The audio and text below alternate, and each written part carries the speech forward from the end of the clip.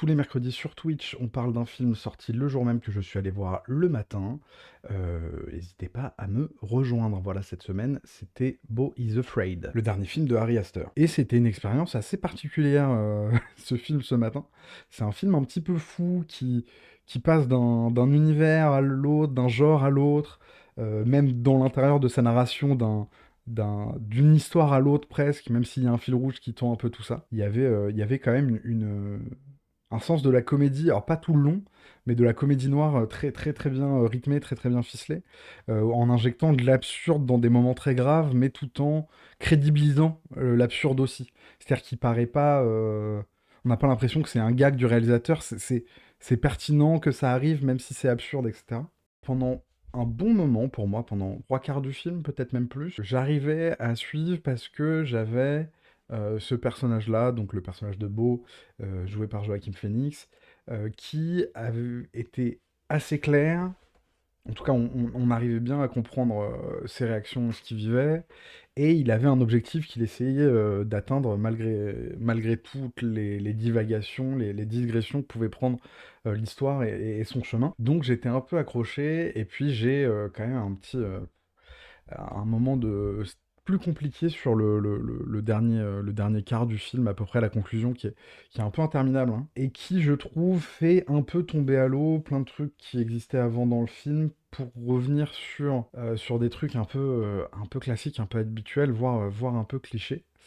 Notamment avec la figure de la mère, mais je vous en parlerai après. C'est un personnage qui a tout le temps peur de tout, qui traverse tout un tas d'embûches avec peur de tout, et avec notamment beaucoup de gens qui veulent lui faire du mal ou l'empêcher, visiblement. Et le fait qu'on ait comme ça ce personnage qui est très constant, et cette quête qui, pareil, reste la même tout du long, on a au moins un fil rouge, un repère assez fort pour suivre ce film qui change d'apparence, de forme, de genre presque plusieurs fois. Le problème étant que c'est bien la résolution et donc le moment où le personnage s'approche de l'objet de sa quête, on va dire, j'essaye de ne pas trop vous en dire, qui pose problème, y compris au niveau de l'incrédulité, quoi. C'est-à-dire qu'à ce moment-là, il se passe des choses, je vous en dirai rien pour le coup, mais auxquelles on a quand même beaucoup de mal à croire. En tout cas, moi, ça m'a un peu sorti du film. Je fais ah, ça y est, là, le réalisateur se fout de ma gueule. C'est souvent une des difficultés que j'ai avec ce genre de film-là, très burlesque, de pas tout à fait réussir à rentrer dedans, et d'avoir l'impression d'être face à un réalisateur ou un auteur qui nous dit ah, vous avez vu comme j'ai de l'imagination et j'ai de la pensée, quoi. Et il y a un peu de ça chez Ari Aster. Et donc les auteurs comme ça qui nous donnent l'impression d'avoir eu tellement d'idées que c'était compliqué de les rassembler en un seul truc, et qui font des œuvres un peu bancales, me perturbent toujours. Toutes les 45 minutes, on change de film. Sans vous spoiler, mais donc les premières 45 minutes qui sont très réussies, on a ce personnage-là dans son monde ordinaire, on va dire, avec ses rapports avec son psy, avec ses rapports avec les gens qui cohabitent autour de lui, et à quel point le monde est violent, le monde lui fait peur. On ne sait jamais vraiment d'ailleurs si ce qu'on nous montre à l'image est ce qui lui arrive concrètement, ou ce qu'il a l'impression d'arriver, si c'est cette angoisse qui parle à travers ce qu'on voit nous. Et il y a un gros événement qui fait passer à une deuxième étape, un film enfermé dans une maison avec des étrangers qui visiblement veulent l'accueillir, veulent s'occuper de lui, veulent être bons avec lui, veulent l'aider, mais on sent qu'il y a quelque chose qui cloche, ils sont un peu flippants. Au bout d'une heure et demie, on a une nouvelle errance. Perdu dans une forêt, il trouve son chemin, mais à grands coups de métaphores, avec justement ce moment-là où apparaît le théâtre un peu d'enfant. Et puis, on a une résolution un peu autant couleur visuellement, il y a des trucs très chouettes, il y a des moments de tension génial, il y a des trucs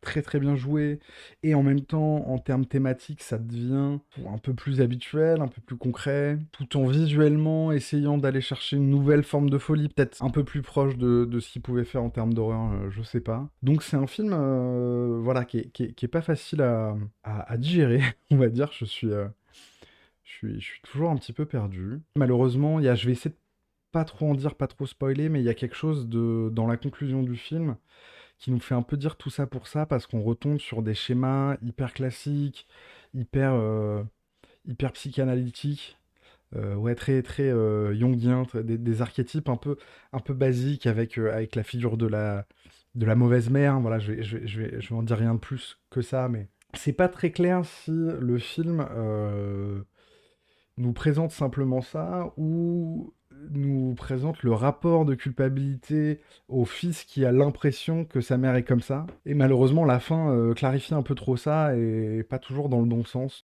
On a dans Boys of Fred tout un film qui a un rapport à la suspension d'incrédulité, donc qui nous propose des règles, qui en change régulièrement, etc., etc. Mais il y a un traitement assez intéressant de la question du rêve, justement. On se pose toujours la question, sans jamais vraiment avoir de réponse, de est-ce que ce qu'on nous montre est ce que vit concrètement le personnage, ou est-ce que c'est la vision qu'il a sur les événements qu'il est en train de vivre par sa peur panique de tout.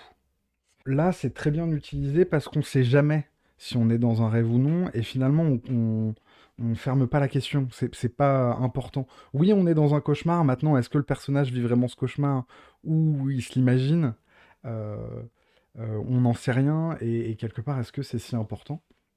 Alors, il est évident que malgré ces quelques petites tares du film dont je vous parle, Ari Aster est un réalisateur impressionnant. Visuellement, c'est très, très très intéressant et pas simplement frimeur, je trouve.